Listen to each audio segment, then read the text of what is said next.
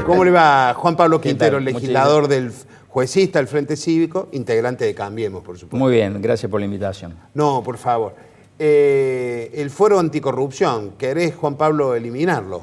En realidad no es una intención mía, fue una intención que hemos tenido muchos bloques, pero aparte de eso, Eduardo, a principio de año, como todos los años, La Voz del Interior hace un reportaje, siempre lo hacen con el presidente actual, quien es presidente del Tribunal Superior de Justicia. Y este año no pasó desapercibida las declaraciones de Aida Tarditi, presidente del Alto Cuerpo, que planteaba que el Foro Anticorrupción verdaderamente había sido un fracaso en términos estadísticos y en términos reales de lucha contra la corrupción, y que, así como ellos no habían sido consultados en el momento de su creación, allá por el 2001, con esas famosas leyes de modernización del Estado. Las leyes del Estado nuevo de la Exactamente, que terminó siendo la ley Bodega, así que aquella ley empezó ya con esa polémica. ¿Cómo podía terminar? Sería muy bueno, porque eso yo ayer sostenía en la legislatura, que fue el master plan del gobierno de Unión por Córdoba, y lo han ido ejecutando paso a paso. Preveía desde privatizaciones hasta este foro de impunidad. Yo le decía, bueno, que así como la presidenta del Tribunal Superior decía, es un trabajo de lo legislativo, de los legisladores, que bueno, que lo trabajáramos. Pero aparte, después el gobierno dejó trascender su intención de eliminarlo. En realidad, lo que nosotros pretendemos es que se elimine la facultad o la competencia de investigación de hechos de corrupción de funcionarios públicos a 2 fiscales solamente en un foro específico, que quede la Fiscalía Penal y Económica. Creemos que la especialización es buena a los efectos de investigar ciertos tipos de delitos, pero en este caso, este tipo de delitos se ha investigado por el resto de los fiscales por sorteo electrónico, y que le toca a cualquiera. Cualquier fiscal de la provincia de Córdoba está capacitado para investigar un hecho de corrupción, y fíjese el contraste.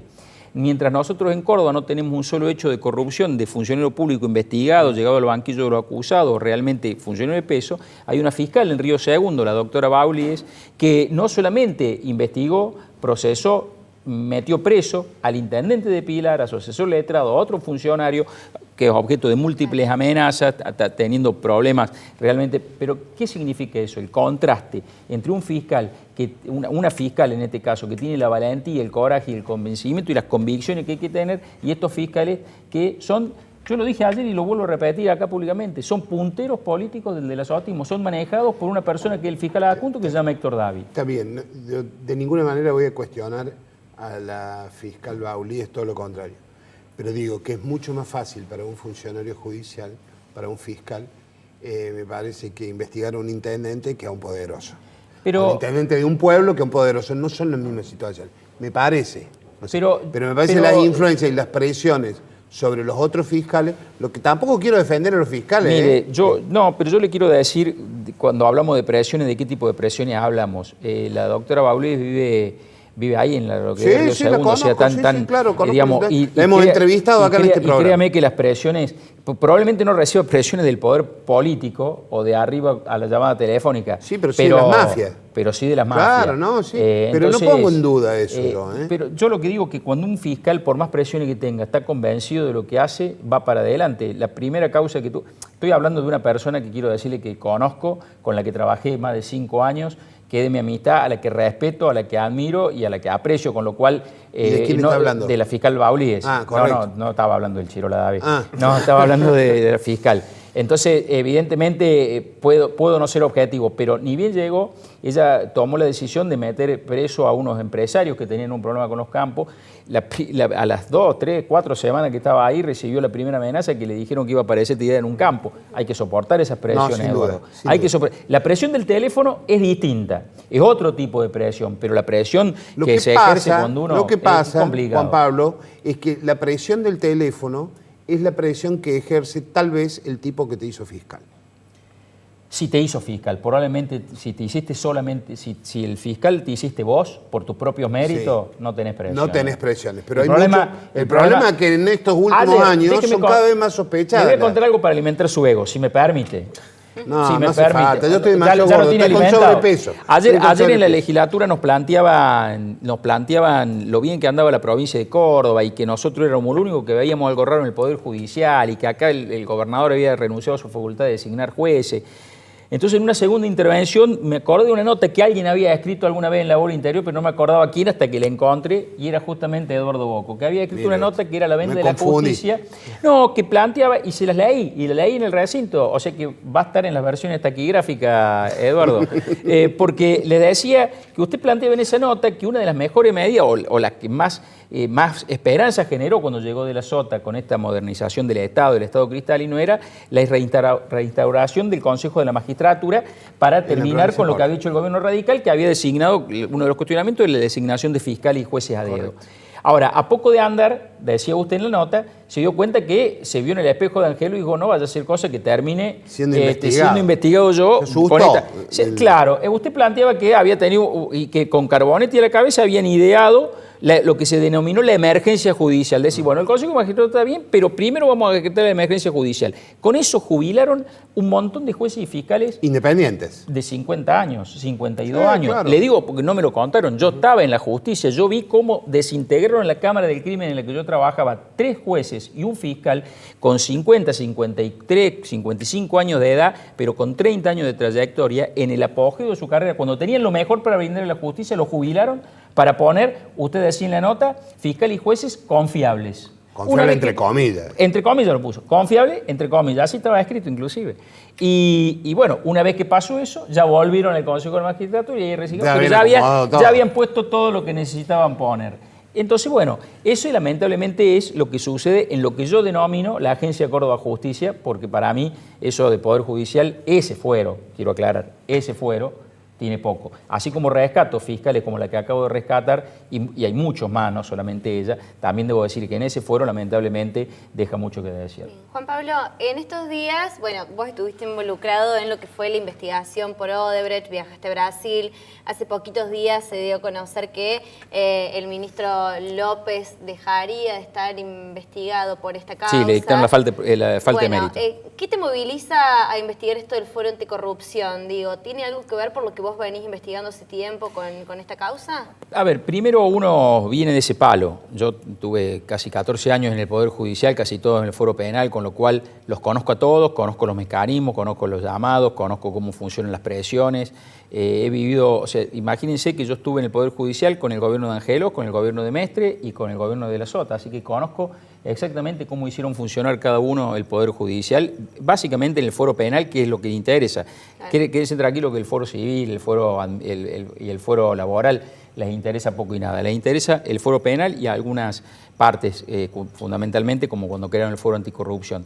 Lo que nos moviliza es conocer la verdad. Digamos, lo que nos indigna es que haya más de 60 denuncias hechas, en mi caso más de 10, 5 con firma propia solo y otros con otros legisladores, y que todos hayan muerto en un archivo, claro, que todos se hayan desestimado, que no se hayan animado a investigar, a ver, yo no puedo creer que nosotros tengamos tasas de corrupción a los niveles de Finlandia. Acá no existe la corrupción en Córdoba. O sea, no hay funcionario que tiene que aparecer lo que dice usted, un intendente de un pueblo porque tiene otro dato ese intendente, no tiene ningún paraguas político ya, porque fue peronista, fue kirchnerista, estuvo con todo y ahora ya no tiene ningún paraguas, llegó con el vecinalismo, con lo cual no lo protege nadie. Es vecinalista, o sea que para arriba no tiene nadie. Claro. Entonces, porque probablemente si hubiese tenido, ahí sí empezaba el teléfono, la presión. Entonces, eso realmente indigna porque la verdad que nosotros no podemos tener una justicia para algunos sí y para otros no. O como decía el profesor Rodríguez Villafañe, a quien siempre cito, que la justicia cuando renunció tuvo ese gesto ético inmenso de renunciar como juez federal porque no estaba de acuerdo con algunas políticas que se hacían en la justicia federal. Se fue diciendo que la justicia era impiadosa con los débiles y genuflexa con los poderosos. Y la verdad que uno no se puede resignar a eso. Legislador, en relación a esta cuestión, digo, en términos legales y para hacerlo lo más simple posible, se presenta una denuncia, se cajonea, no se le da trámite. ¿Qué alternativas tiene, en este caso quien la presenta o cualquier ciudadano, para que avance? O es hasta ahí llegó y hasta ahí llegó. Digo, le hace apelación, ir a otro órgano. Cualquier ciudadano está complicado porque tiene que recurrir a abogado, por ahí no tiene medios. En el caso nuestro, sí, con García Elorrio, que también es abogado, y con Liliana Montero, que nos acompaña, que no es abogada, pero es psicóloga, entonces nos hace de contrapeso a las dos locuras que tenemos con García Elorrio. Nosotros, por ejemplo, hicimos hicimos de todo. Nosotros fuimos a la UIF a presentar un escrito por lavado de activos porque determinamos cómo creemos que se había efectivizado la coima. Viajamos a Curitiba, Brasil, el año pasado a hablar con los fiscales del Lavallato para llevarle la prueba para que se inicie una investigación. Nos constituimos en querellante particular en las causas.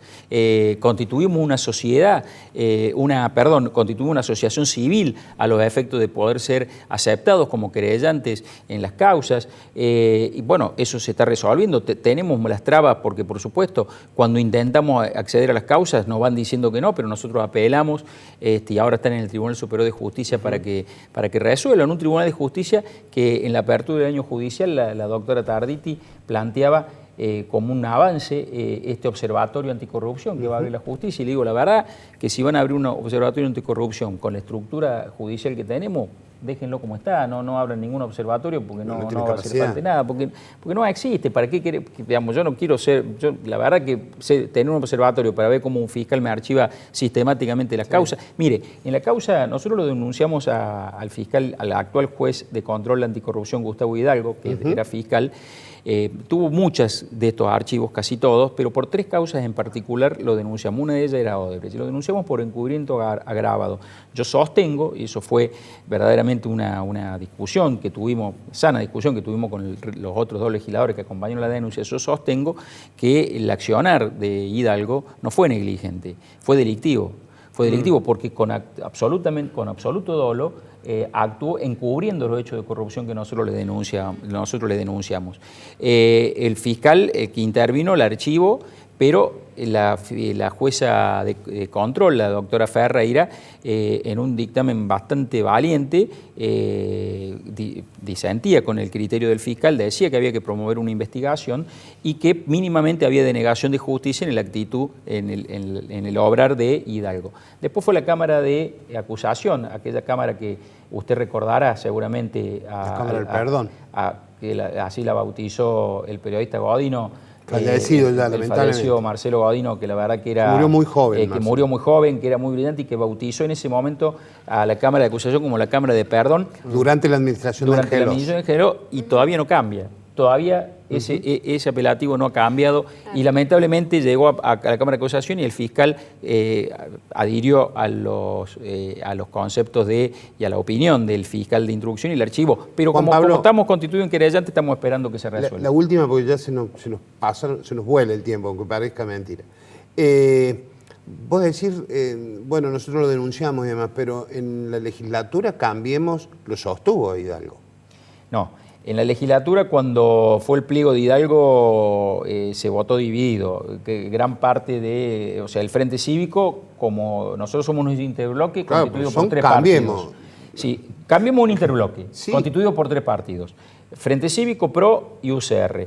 Desde el Frente Cívico votamos unánimemente en contra. Y los otros bloques sí lo acompañaron. Sí, lo acompañaron. Bueno, pero son explicaciones que tendrán que dar en el ámbito que corresponda. No soy yo...